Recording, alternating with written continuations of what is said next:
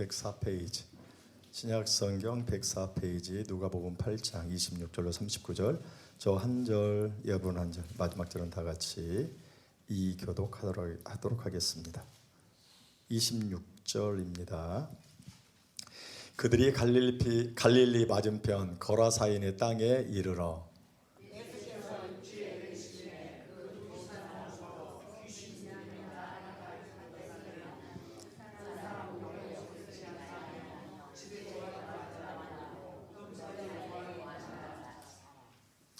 예수를 보고 부르짖으며 그 앞에 엎드려 큰 소리로 불러 이르되 지극히 높으신 하나님의 아들 예수여, 당신이 나와 무슨 상관이 있나이까? 당신께 구하노니 나를 괴롭게 하지 마옵소서 하니.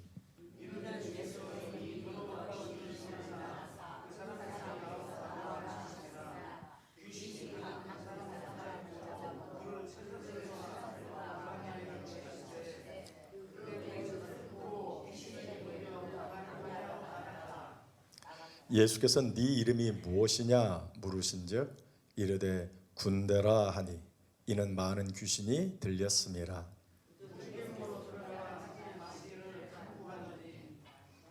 마침 그곳에 많은 돼지떼가 산에서 먹고 있는지라 귀신들이 그 돼지떼에게로 들어가게 허락하심을 간구하니 이에 허락하시니.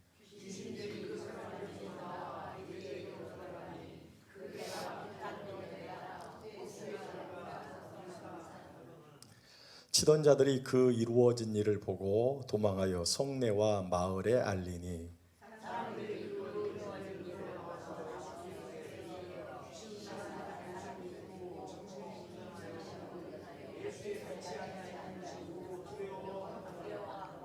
귀신 들렸던 자가 어떻게 구원받았는지를 본 자들이 그들에게 이르매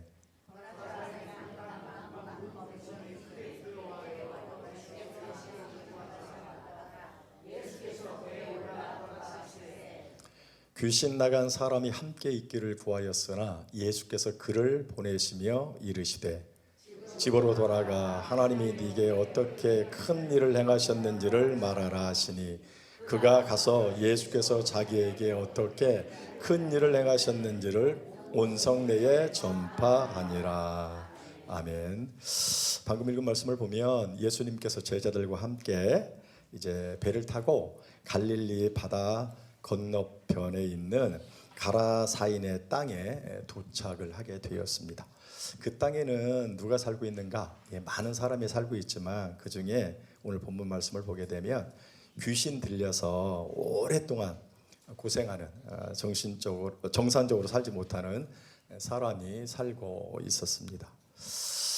그는 도시에 살고 있었던 사람이었으나 그 집을 떠나서 또 옷을 전혀 입지 않고 죽음의 세계 혹은 귀신들의 세계로 일컬어지는 무덤 사이에서 살고 있었습니다. 그의 이와 같은 형편과 처지를 보면 그는 참 회복될 수 없는 절망 속에 살아갈 수밖에 없는, 또는 다른 사람이 다 포기한 그런 사람이었던 것을 볼 수가 있습니다. 그렇다면 그는 자기 자신도 포기하고 자신의 식구도 포기하고 자신의 친인척이라든지 가까운 이웃이나 모든 사람들이 그를 다 포기할 수밖에 없는 절망적인 삶을 그가 왜 살았을까? 왜 그런 삶을 살았을까 하는 것이죠. 그래서 오늘 말씀을 보게 되면 그 안에 누가 들어갔어요? 귀신이 들어가서 그의 정신과 육체를 사로잡았기 때문에 그렇다는 것이죠. 그것도 그냥 보통 귀신이 아니라 군대라고 하는 귀신.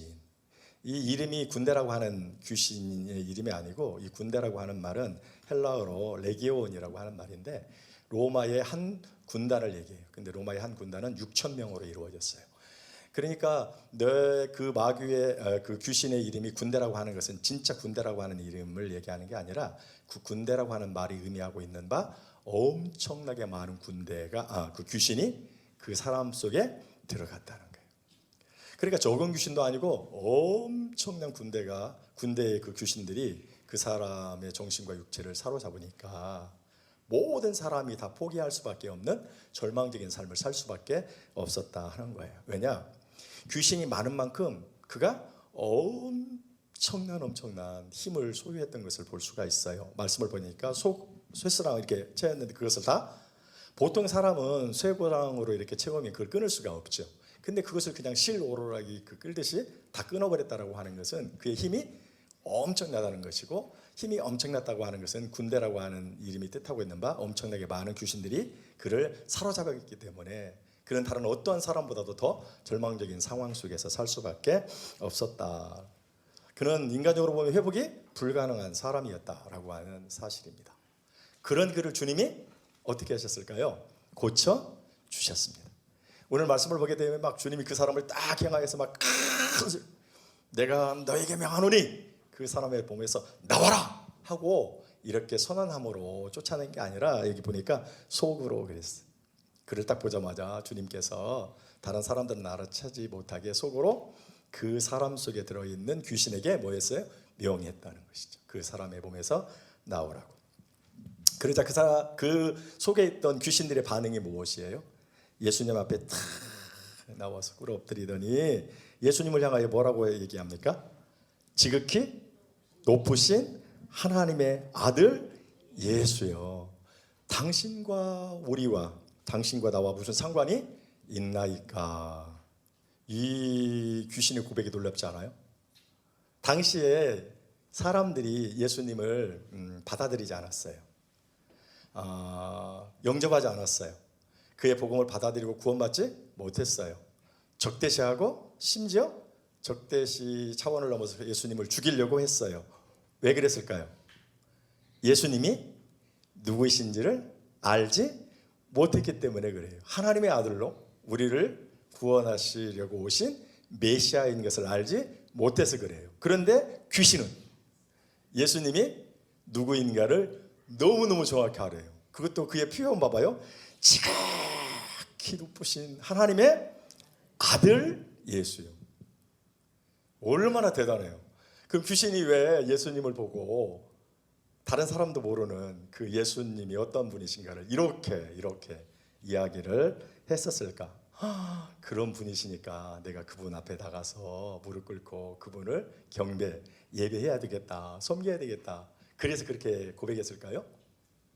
우리가 예배에 대해서 배웠지만 이 예배를 잘 하려면 예배의 대상이신 하나님이 누구인가를 아는 것이 대단히 중요합니다. 예배는 아무나 잘할 수 있는 게 아니에요. 예배를 잘하려면 우리가 이제 배웠죠. 예배에 대해서. 예배가 뭔가 예도의 절배. 그 뜻은 뭐예요? 예의를 갖춰서 절하는 거. 또는 경배, 공경경, 절배. 공경하여 절하는 거. 절하는 거. 우리가 명절날 부모님 이렇게 앞에다 모셔놓고 자녀들이 어떻게 해요? 절을 착 하죠. 예배나 경배가 바로 그거예요. 근데 우리가 부모님에게 이렇게 절을 하는 이유는 뭐예요? 이분이 어떤 분인 걸 알아야 돼, 몰라야 돼. 내 부모님인데 나를 낳으셨어. 나를 키우실 때 엄청나게 고생하신 분. 먹지 아니하고 잡수시지 아니하고 입지 아니하고 다 누구를 위해서? 나를 위하여. 엄청난 사랑. 그래서 그 은혜가 너무 커, 안 커요? 너무 커. 그래서 내가 어떻게 해요? 이분은 내가 섬기기에 조금도 부족함이 없는 분이다. 내가 내 부모를 잘 섬기겠다고 하는 마음을 가지고 부모에게 지금 뭐라는 거예요? 절해. 그래야 절로서의 의미가 있지. 그냥 형식적으로 내 부모 놓고 명절이니까 원래 절하는 거야. 그리고 용돈을 받으려고 하는 속셈으로 그냥 절을 하면 그 절의 의미가 있어요, 없어요? 사람들 보기에는 어이구 참 절로 잘 배웠구만. 왼손이 올라가고 오른손이 밑으로 들어가고 또 잘하고. 야, 이렇게 할란지 모르지만 그 마음이 없다면 그것은 절로서의 의미가 없어요. 오늘 우리가 하나님 앞에 예배할 때 하나님이 누구인가를 아는 게 대단히 중요해요. 그분이 어떤 분이신가, 그분이 나에게 어떤 은혜와 어떤 복을 베풀어 주셨는가 하는 것을 아는 만큼 하나님 앞에 하나님을 섬기겠다고 하는 그 예배의 마음이 커질까 안 커질까? 훨씬 커지죠. 그래서 예배와 하나님을 아는 짓은 굉장히 중요해. 어떤 사람이 예배 잘하냐? 하나님을 어떤 분으로 아느냐? 하나님을 내 친구나 내 동생 정도 하라면 뭐 그 앞에서 근데 이분이 뭐 어떠한 분도 비교할 수 없는 어미로운 분이시라면 예배할 때 하나님 앞에 감히, 더군다나 중심을 보시는 하나님 앞에 그냥 이렇게 예배하겠어요? 벌써 들을 때부터 마음 자세가 달라지죠. 들을 때부터 마음의 자세가. 하나님 앞에 예배할 때 어디 들어오고 어디 떠나오고 엉뚱한 생각을 어디 해요? 그분이 어떤 분이신가? 나에게 베풀어 주는 것뿐만 아니라 그분이 어떤 분이신가? 영이시고 우리의 중심을 보시고 모든 것을 다 꿰뚫어 보시는 그 하나님 앞에 내가 어떻게 엉뚱한 생각으로 하나님 앞에 예배할 때 그런 생각을 가지고 해요? 몸가짐도 마음가짐도 달라요. 하나님을 어떻게 알아냐에 따라서 우습게 생각하면 나는 우습게 예배하죠. 우리가 어르신들 앞에 딱 섰을 때 이분이 어떤 분이신가를 알으면 스승님이시고 우리 할아버지고 할머니면 그 앞에서 무릎 딱 꿇고 참 조심하죠. 그 친구는 어떻게 해요? 편안하게 생각해요. 이렇게. 예배가 어떤 사람이 잘하느냐, 하나님을 어떻게 아느냐, 이게 정말로 중요합니다. 그래서 예배를 잘하려면 하나님이 어떤 분이신가를 배우는 것도 상당히 중요합니다. 오늘 사단이, 귀신이 지극히 높으신 하나님의 아들이라고 이렇게 고백한 것은 그분이 누구인가를 알고 그분이 기뻐 받으실 만한 예배하려고 지금 이렇게 하는가, 그런가요? 안 그래요. 이용해서 어떻게 해요? 그분의 그 억압에서 벗어나려고. 예수님이 이제 사역을 하기 전에 광야에서 40일 금식하잖아요. 그때 사단이 와서 마귀가 시험하죠. 그때 뭐예요? 처음에 너 배고프지? 돌로 떡을 만들어 먹어. 이렇게 얘기할 때 그때에도 하나님의 아들이거든. 이렇게 네가 하나님의 아들이거든. 모르는 게 아니에요. 알아요. 그것은 뭐예요? 하나님의 아들이거든 해가지고 뭐 경배하려고 지금 그러나 뭐예요? 시험에 빠뜨려요. 똑같아요. 여기서도 지금 그렇게. 근데 예수님이 간파하죠. 그래서 어떻게 말씀을 해요? 나와 상관이 없으니까 좀 나를 내버려 두세요 했을 때 가만히 내버려 두었나요? 그렇지 않죠. 나오라고 그렇게 명령을 했던 것을 볼 수가 있어요. 그러자 그가 어떻게 했어요? 구원을 얻게 되는데요. 구원 얻기 전에 이제 이 귀신이 얘기하죠. 그럼 주님, 제가 나갈 테니까 어디로? 저기 돼지떼 속으로 들어가면 안 될까요? 자, 이제 보면 누가 주권자인 것을 알아요. 지가 가고 싶다고 막 가냐? 그런가요? 그렇지 않아요. 제가 가끔가다 얘기하잖아요. 우리는 마귀라는 놈을, 사탄이라는 이 귀신, 그 사탄의 졸리 귀신을 엄청난 대단한 존재로 생각해요. 물론 인간보다는 영적인 존재로 좀 뛰어난 건 사실이에요. 그렇지만 대단한 건 아니에요. 왜 그러냐면 이 마귀라는 놈을 그냥 하나님하고 똑같은 자리에다 놓고 생각해요. 여러분, 이 마귀라는 놈이, 사탄이라는 것이 뭐예요? 하나님이 창조한 천사가 타락해요. 천사는 하나님이 영적인 세계를 창조하시고 이 땅 육적인 세상을 창조하셨죠. 그래서 하나님은 뭐예요? 창조주이고 천사를 비롯한 이 사람들은 뭐예요? 피조물이에요. 그냥 피조물. 아무리 귀신이, 마귀가 우리보다 좀 더 뛰어나다고 해서 그걸 대단한 사람으로 하나님인 것처럼 다 아는 것처럼, 하나님은 편재편만, 아니 계신 것이 없고 다 계시고 전지 다 하시고 전능하세요. 다 계세요. 그냥 편재편만, 이 세계, 이 우주 전체에 그냥 가득 차 있어서 다 알아요. 근데 귀신은 여러분 시공간에 제한을 받습니다. 피조물이에요. 그래서 돼지 속에 들어가는 것조차도 누구의 허락을?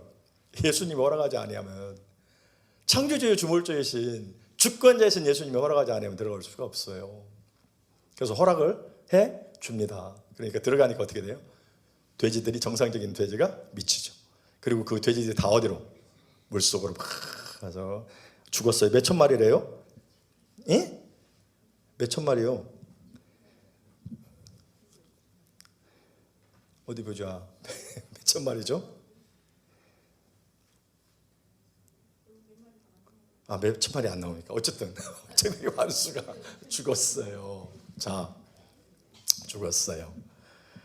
그러니까 이제 이 사람이 그런 거예요. 정상적으로 돌아오니까 사람들이 막 깜짝 놀랄 뿐만이 아니라 놀라고 막 기뻐하고 즐거워 감사하는 게 아니라 뭐라고요? 두려워했다. 두려워했어. 저 같으면 희한하잖아요. 본인도 포기, 식구도 포기, 친구와 친척과 모든 사람들이 다 포기한 사람이거든요. 근데 정성적으로. 그러면 얼마나 희한하겠어. 그리고 뭐 하나님의 은혜가 얼마나 크고 감사하겠어요. 그래서 내가 저 같으면 막 예수님 우리 집으로 좀 오셔서 우리 문제 좀 해결해 달라고 하고, 우리 마을로 가서 우리 회당에 가셔서 그 기가 막힌 하나님의 말씀을 막 간증을 하든 막 주의 말씀을 선포하든 좀 그렇게 해 주십시오. 이렇게 할 거예요. 그런데 뭐예요? 두려워, 무서워했어. 그리고는 제발 좀 뭐예요? 떠나가세요. 우리 마을에서 제발 좀 나가주세요. 기가 막히죠.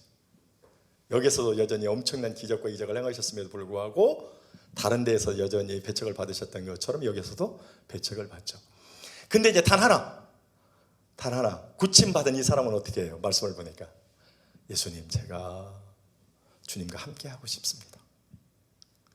내가 주님을 위하여 내가 섬김에 주님의 제자로서 내가 이제 주의 일을 감당하면서 동역자로서 그렇게 같이 하기를 원합니다. 그렇게 이야기를 합니다. 정상이죠. 정상이에요. 은혜 받은 자에 합당한 삶이죠. 그러니까 주님이 뭐라고 말씀합니까? 여기 있어. 그냥 여기 있으라고만 한 게 아니고 여기서 너 지금까지 고통, 고난 당하면서 힘들게 살았으니까 좀 행복하게 살아. 이렇게 한 게 아니고 여기 있어 하면서 뭐라고요? 사명을 줍니다. 네가 겪은 일, 보고 들은 일들을 다 사람들에게 뭐하라고? 얘기해, 전해. 근데 이 사람은 그 즉시로 가서 그렇게 했고 예수님은 결국 제자들과 그곳을 떠났다라고 그렇게 말씀을 하고 있는 것을 볼 수가 있어요. 자, 여기서 우리가 한번 생각해 봐요. 저도 이 말씀을 보면서 이제 여러 가지 묵상을 해보았어요. 그럼 어찌자는 거냐 이 사건이 오늘 나오고. 자, 일단 이 귀신 들린 사람 봐요. 그냥 한두 귀신도 아니고 엄청나게 많은 군대라고 하는 귀신의 수가 들어갔고 많이 들어간 만큼 어떠한 사람도 제재할 수 없는, 자기 자신 스스로를 제어할 수도 없고 자기 의지로는 도대체 자기 인생을 어떻게 할 수도 없고 또 어떠한 사람도 이를 도와줄 수가 없었어요. 왜냐하면 엄청난 힘이 세서 이 힘에 짓눌려서 사람이 가까이 할 수가 없었으니까. 다 포기한 인생. 그런데 주님은 포기했습니까? 포기하지 않더라는 거예요. 심지어 자기 자신마저도 자신을 포기하고 다른 어떠한 사람들이 다 이 사람을 포기했는데 주님은 포기하지 않더라. 끝까지 그를 붙들어서 그를 터치하고 그를 회복시켜 주시더라라는 거예요. 오늘 우리가 힘들고 어려움이 있을 수 있습니다. 여러분 포기하시면 안 됩니다. 이게 죽여버렸어요. 너무 자신에게 닥친 일들이 크고 또 매사에 안 되니까 막 습관적으로 또는 자기도 생각하지 못한 사이에 어떻게 해요? 그 속마음이 나오죠. 죽어버렸어. 인생 끝내버렸어. 그래도 그렇게 하면 안 됩니다. 우리를 회복시켜 주실 분이 누구요? 주님이십니다. 주님 만나기만 하면, 아셨습니까? 주님 앞에 나오기만 하면 포기할 수밖에 없는 그 모든 인생이 회복되는 인생으로 변합니다. 우리 주변에도 이렇게 포기하려고 하는 사람이 있을 때 우리가 포기해서는 안 된다는 것입니다. 왜 그럴까요? 왜 주님이 이 사람을 포기하지 않았을까요? 마지막에 보면 알아요. 제가 주님 함께 하고 싶습니다. 주님의 사역에 동역하고 싶습니다. 할 때 주님이 뭐라고 해요? 남아서 뭐하러? 보고 들은 일들을 어떻게 해요? 증거하라. 주님이 포기하지 않는 이유는 그렇게 모든 사람, 별 볼 일 없는 사람, 첩보장에는 그 사람에게도 뭐가 있다는 거예요. 사명, 그런 사람마저도 주께서 쓰시려고. 여러분 이런 사람들이 있어요. 여러분 막달라 마리아 귀신 몇 개 들었다고 그래요? 7 귀신이 들었다고 그랬어요. 그가 정상적으로 돌아온 이후에 그가 한 일이 뭐예요? 우리가 배웠던 누가복음 8장 1절, 2절, 3절 보면 자신의 물질로 주님을 계속 따라다니면서 섬겼어요? 안 섬겼어요? 섬겼어요. 여러 여자들, 여러 마리아들, 그 중에 딱 나와요. 대표로 막달라 마리아가. 주님과 주님의 제자들이 이 땅에서 사역을 성공적으로 물질 좀 걱정 없이 그렇게 사역을 잘할 수 있었던 것은 늘 그와 동행하면서 자신의 물질을 내어서 주님의 사역을 평안하게 감당할 수 있도록 하는 이 동역하는 여자들이 있었기 때문에 가능했어요. 주님은 하나님이시지만 참 사람이서 우리가 연약해서 먹어야만 돼요. 생활하려면 돈이 필요해요. 그런데 그 일을 그 여인이 이렇게 쓸모없는 7귀신 들려가지고 인생을 포기한 그 여인을 포기하지 아니한 이유. 여러분 사도 바울 아시죠? 바울이 어떤 사람이에요? 유대에 열심히 있는 자. 그래서 막 예수 믿는 사람들을 다 핍박한 사람. 심지어 막 저 다메섹에 그 먼 곳이거든요. 다메섹이. 거기에 막 예수 믿는 사람들 이단들이 있다는 생각을 가지고요, 대제사장한테 저들을 잡을 수 있는 권한을, 오늘 말하면 영장을 탁 발부 받아가지고 잡으러 가다가 대낮에 부활하신 주님을 만났어요. 이때까지만 해도 믿는 사람들에게 있어서 사도 바울은 뭐예요? 쓸모없는 인간이고, 아니 쓸모없는 인간의 차원을 넘어서 어떻게 해요? 아주 못된 놈이에요. 그런데 주님이 포기하지 않은 이유는 뭐예요? 내가 이를 이방인의 사도로, 복음을 전가하는 구원의 도구로 사용하기 위하여 주님이 포기하지 않았어요. 근데 우리가 뭐라고? 주님이 이와 같은 큰 계획과 섭리를, 오늘 나를 향하신 그 계획과 섭리를 모르면서, 내가 봤을 때, 인간의 눈으로 봤을 때 저것도 사람인가? 그렇게 사람에 대한 주의 계획과 섭리를 알지 못하면서 왜 우리가 인간적인 판단으로 그 사람들을 평가하고 포기해야 되고, 너 같은 것은 필요 없다고, 예수 안 믿어도 된다고 그렇게 감히 정죄를 하는지. 우리가 어려워도 나 자신도 포기하지 않아야 되고, 그런 사람이 있을지라도 포기하지 말라고 우리가 도리어 복음을 증거하고 그들을 주 앞으로 인도하는, 주님의 모습을 본받아서 우리가 적어도 그런 삶을 살아야 돼요. 결과는 몰라요. 왜? 오늘 나를 향하신 계획과 그를 향하신 계획이 다 하나님께 있기 때문에 그렇다는 것이죠. 또 우리가 생각할 게 있어요. 이제 이 거라에서 살고 있는 이 사람들의 반응인데요, 이 사람들이 이 귀신 들린 사람을 다 알죠. 너무 유명하니까. 이 거라사의 명물이에요, 명물. 무덤서에 살면서 소리를 지르면서 옷을 벌으면서 또 힘은 얼마나 센지, 막 사람들이 이 쇠수랑을 끊었다고 하는 걸 보면 저거 그냥 이거 놔두면 안 되겠다 해서 사람들이 어떻게 했어요? 어쨌든 힘을 모아가지고 이렇게 했을 거 아니겠어요? 그런데 그것도 필요 없잖아요. 자신들에게 이렇게 했다라고 하는 이유는 자신들에게 있어서 이 사람이 좋은 모습으로 비쳤을까 안 비쳤을까? 안 비쳤은 거예요. 불편해, 그 사람들에게 있어서. 그러니까 이 사람을 제어하려고 하지 않았겠어요? 묶어가지고 쇠수랑으로. 왜냐하면 무덤 사이에 거하는데 사람들이 어떻게 했어요? 뭐 누구 돌아가시잖아요. 근데 막 그런 사람들이 무서워서 갈 수 있겠냐고요. 아무튼 저 사람 때문에 우리 동네 이미지가 안 좋아. 이 안 좋은 동네로 소문나고 말이죠. 무서워서 누가 우리 동네에 오겠는가? 안 좋죠. 그런데 주님이 뭐 했어요? 고쳐? 그럼 어떤 반응이? 얼마나 좋아. 야, 우리의 골칫거리 또는 우리의 걱정거리, 이것을 주님이 다 해결해 주셨잖아요. 그러면 어떻게 했어요? 막 할렐루야 하면서 막 양손 들고, 그죠? 막 주님 환대하고 막 감사하고 막 음식으로 섬기고 모셔다가 말씀도 듣고 서비스로 우리 모든 문제를 다 해결해 주세요 하고 해결 받아야 되잖아요. 그런데 뭐 했어요? 두려워하고, 그래서 심지어 제발 좀 가라고. 왜 그랬을까요? 자신들의 걱정과 근심과 고통거리를, 고민거리를 다 해결해 주셨는데 왜 그랬을까요? 이 정상적으로 돌아온 사람처럼 맞이해야 되죠. 은혜 감사해요, 제가 주님을 위해 살게요, 그죠? 근데 왜 그럴까요? 이 사람들은 영혼에 대한 관심이 없어요. 구원 관심이 없어요. 뭐가 중요할까요? 돼지가 중요해요. 돼지. 다르게 얘기하면 물질이 중요해요. 예수가 좋냐 물질이 좋냐? 예수 안 중요해. 뭐가 중요해요? 물질이 중요해. 예수 왔다가는 내 가지고 있는 모든 동물들 다 잃겠어 안 잃겠어요? 잃을 수도 있어. 나는 손해보기 싫어. 나하고는 상관없으니까, 나 이거 읽기 싫으니까. 예수님 뭐요? 주님은 분명히 얘기해요. 한 영혼이 천하보다 귀하다고. 이 사람들은 한 영혼이 귀한 게 아니라 나의 1,000원이 중요하고 10,000원이 중요하고 10만 원이 중요하고 100만 원이 중요해요. 영혼에 대한 관심이 없어. 그런 사람이 없을 것 같아요. 우리가 마태복음 19장에 가보면 젊은 부자 관원 이야기가 나와. 예수님한테 이 젊은 부자 관원, 이 젊은 사람이 관원이 됐다는 거, 사내들인 공의거든요. 오늘날 말하면 국회의원이에요. 모든 의사결정에 참여하는 대단한 출세 잘하는 사람이에요. 성공한 사람, 다 부러워할 만한 사람. 그 사람이 예수님께 가가지고 예수님, 제가 영생을 얻으려면 어떻게 할까요? 이렇게 얘기해요.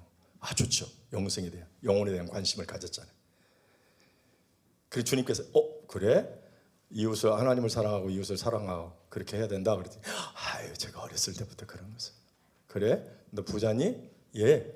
그러면 이것을 일부 다 팔아놓은 거 아니었어요. 일부를 팔아서 가난한 자들에게 나눠주고 와서 나를 쫓으라 따르라 이렇게 얘기했어. 그때 그 사람이 뭐예요?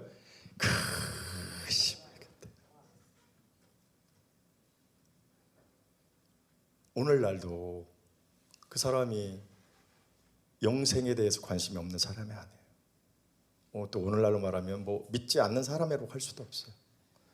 오늘 이렇게 믿는 사람인데 그 사람들이 전부 다 첫째가 영혼, 신앙, 믿음,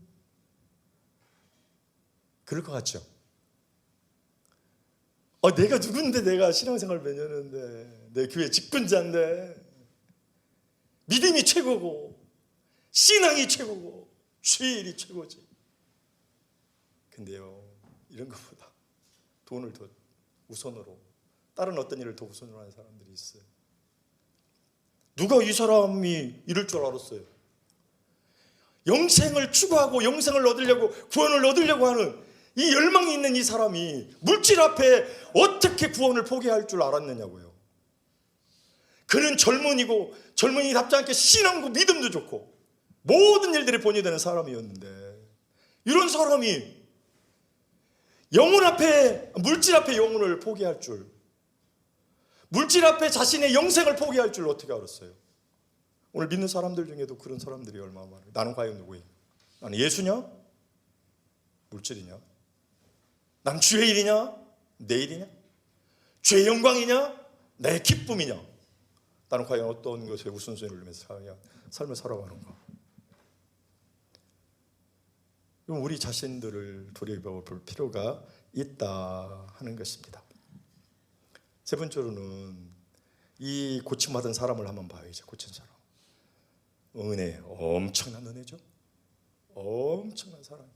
따르고자 원했을 때 주님이 뭐예요? 여기 머물러서 다른 사람에게 증가하고 즉시 쫓았다 그랬어요. 주님이 이렇게 말한 이유가 있어요. 그건 주님이 자신의 사역의 성격을 잘 알아. 내가 이렇게 병을 고치는 이유는 내가 영광을 얻으려고 한 게 아니야.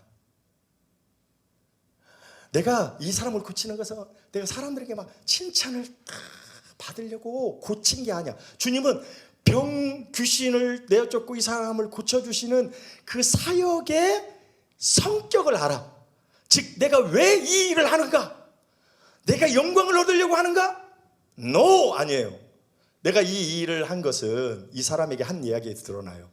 주의 복음을 증거하고 하나님의 살아계심을 증거하고, 이 일이 자신의 사역의 근거라는 거예요. 예수님이 일을 할 때 자신의 영광을 얻으려고 한 게 아니에요. 하나님께 영광을 돌리고, 그리고 영광을 돌리는데 구체적으로 주의 복음을 증거하는 그 일 때문에 내가 지금 이 사람을 고친 거야. 사역이. 그래서 그 사역의 성격대로 그 사람에게 그대로 하라고 뭐예요? 지금 이 얘기예요. 근데 이 사람은 은혜 받은 자로서의 합당한 삶을 살아. 제가 여러분 못지않게 어렸을 때부터 신앙생활을 하지 않았겠어요? 저희 7, 80년대요. 이 나라가 얼마나 뜨거웠습니까? 그래가지고 그런 얘기 있어요. 천막에다가 이렇게 십자가만 꽂으면 부흥한다. 그 정도로 엄청난 부흥이죠. 그렇게 되면서 부흥회가 엄청난 일어났고, 그 다음에 기도원이 엄청나게, 기도원 가면 막 쓰러지고 넘어지고 막 뒤집어지고 난리 나고, 교회 안에서요 펄떡펄떡 뛰고 막 간증하고. 제가 실망스러운 게 뭔가 은혜를 받았으면 그럼 은혜 받은 자로서 합당한 삶을 살아야 되잖아요. 안 그래요? 엄청난 은혜를 받았으니 띵글띵글 둥글고 막 벌쩍벌쩍 뛰고 막 입을 열어서 막 간증을 하고 그렇게 했으면 은혜를 받았으면 은혜를 그대로 유지하고 은혜 받은 사답게 그의 인격이 변하고 삶이 변하고 그의 사역이 변하고 그 신앙이 더 이렇게 성숙해야 되는데 그때뿐이에요. 그리고 내가 언제 은혜를 받았으면 은혜 받은 자로서의 합당한 삶을 살아야 돼. 오늘 우리가 막 주에 감사합니다 와서 기도하잖아요. 뭐 또 어떻게 우리 애들 먼저 되게 해주시고 뭐 또 했는데 기도했는데 응답해주고 그래서 어찌자고요? 다 알아요. 근데 중요한 게 있어요. 거기에서 머무르는 게 한 단계 더 나가서 은혜 받은 자로서의 합당한 삶을 살아라는 거예요. 이전과는 다른 삶. 정말로 은혜를 받았으면 은혜 받은 자랍게 그의 인격이 변하고 삶이 변하고 사역이 변해야 되죠. 그렇게 살아야 되는 그렇게. 마지막으로 하나 더 생각해 볼까요? 주님이 얼마나 좋은 분이신지 봐요. 이 거라사인 사람들이 떠나가라고 이렇게 해달라고 했을 때 괘씸하잖아요. 저 같으면 끝까지 버텼을 거예요. 어느 누구도 주님을 함부로 못 다닐 것이니까. 너네 봤지? 야, 내가 누군지 알아? 말 한마디로 귀신 6천 마리라고 해야 되나? 다 쫓아내. 나 잘못 건드리면 니네 뭐요? 집안 싹 두려워할 거예요. 여기 말한 대로. 그러면 버텼을 거예요. 이 고약한 놈들. 근데 주님이 들어줘야 안 들어줘요? 심지어 귀신들이 나 저 돼지 속으로 들어갈래요 했을 때 들어줘야 안 들어줘요? 들어줘요. 이 못된 거라사 사람들이 얘기했을 때 들어줘야 안 들어줘요? 그러면 봐요. 그런 사람의 이야기도 들어주거든. 우리를 너무 사랑하시는 주님이 우리가 도와달라고 하면 도와줄까요? 안 도와줄까요? 저는 도와주리라. 마태복음 7장에 구하고 찾고 두드리면 그죠? 얻고 그 다음에 뭐예요? 구하고 찾고 찾을 것이고 두드리면 열릴 것이다. 그러면서 주님이 한 비유 얘기해 주죠. 어떤 악한 놈이 있는데 자식이 먹을 걸 달라고 떡을 달라고 하는데 돌멩이 주겠냐? 야, 생선을 달라고 하는데 뱀 주겠냐? 뱀. 하물며 하늘에 계신 너희 아버지께 천부께서 너희에게 구하면 좋은 것을 주시지 않겠느냐? 하물며 하나님을 비교할 수 없는 이 못된 놈하고 비교해요. 자기 자신을. 못된 놈도 자식에게 좋은 거 줘. 야, 이 못된 놈하고 하물며 비교할 수 없는 하나님, 너희를 엄청나게 사랑하는, 너무 사랑해서 너희를 위하여 독생자를 십자가에 내어주시기까지 사랑하신 그 사랑의 하나님이 너희가 구할 때 좋은 것을 주지 않겠느냐. 확신하셔야 돼. 믿으셔야 돼. 이거 거짓말 아니고 주님이 그냥 뻥치 한번 한 거 아니고 그냥 헛소리 한 게 아니고 틀림없이 뭐예요? 들어주세요. 여러분 신앙의 경험, 응답의 경험을 통해서 확신했잖아요. 그러므로 필요한 게 있으시면 어려움이 있으시거든, 소망하는 바가 있으시거든, 주의 영광을 위하여 구하고자 원하는 것들이 있으시거든, 이 약속의 말씀을 뭐라? 다 틀림없이 믿으시고 진짜 믿으시고 믿음으로 구하면 주님이 들어주실까요? 안 들어주실까요? 들어주세요. 2026년도 소원하는 바가 있으면 구하십시오. 그게 내 영광이나 내 정욕을 위한 것이 아니라면, 진짜 하나님의 영광을 위한 거라면 다 틀림없이 하나님이 들어주십니다. 오늘 거라사의 사건을 통해서 우리에게 주시는 여러 가지 교훈들을 살펴보았는데, 오늘 감동이 오는 대로 감사하시고 그에 합당한 삶을 사시는 오늘 저와 여러분들 되시기를 예수님의 이름으로 축원을 드립니다. 제인을 주신 건축임을 들으셨습니다. 고마우신 아버지 하나님, 은혜를 감사합니다. 오늘도 우리를 사랑하여 부르시고 이 오예배까지 참여하여 하나님께 영광을 올려드리게 하시고 말씀을 통하여 은혜를 누릴 수 있도록 도우시니 감사합니다. 오늘 이 말씀은 우리에게 필요한 말씀이고 우리를 사랑하여 주시는 말씀이십니다. 사람의 말로 받지 않게 하시고 나를 사랑하시고 우리를 사랑하시고 우리 교회를 사랑하여 주시는 살아계신 아버지 하나님의 말씀으로 받게 하시고 받은 바 은혜에 합당한 삶으로 영광을 올려 드릴 수 있도록 도와 주시옵소서. 최인우 집사님 건축 1천 번째 예물을 올려드립니다. 예물을 받으시고 정말 올해도 변함없이 주의 인도하심을 구하는 그의 중심과 믿음을 보시고 간구할 때마다 또 어렵고 힘들 때마다 늘 도움이 되시고 채워주시는 귀한 복을 주시옵소서. 그래서 감사하여 올해 작년보다 더 나은 열심과 충성으로 영광을 올려 드릴 수 있도록 도와 주시옵소서.